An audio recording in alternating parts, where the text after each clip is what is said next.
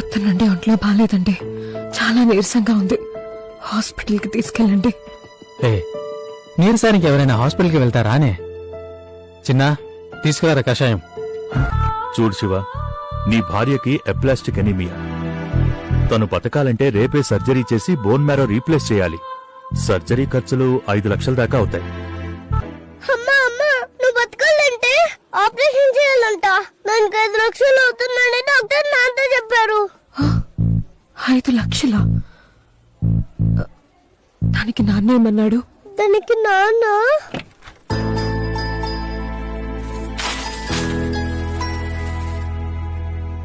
ఒక్క నిమిషం కూడా ఆలోచించకుండా డబ్బు మొత్తం కట్టేశాడమ్మా. డాక్టర్ ఏదో చిన్న ఆపరేషన్ అన్నాడు, ఒక 2 రోజుల్లో కోలుకుంటావులే. సారీ అండి. నువ్వెందుకు సారీ చెప్తున్నావు? రోగాన్ని ఎవరైనా కావాలని తెచ్చుకుంటారా? నువ్వు ఒకదానివి. నువ్వు దేనికి డబ్బులు ఇవ్వకుండా ₹1 మిగిలిస్తున్నప్పుడు నిన్ను పిసినారి అని చాలా తిట్టుకున్నాను. మీరందరూ అనుకునేలాగా నేను పిసినారోని కాదు. ఇక్కడ సంసారం నడిపిస్తున్న ఎంతో మంది మిడిల్ క్లాస్ భర్తల్లాగే నేను.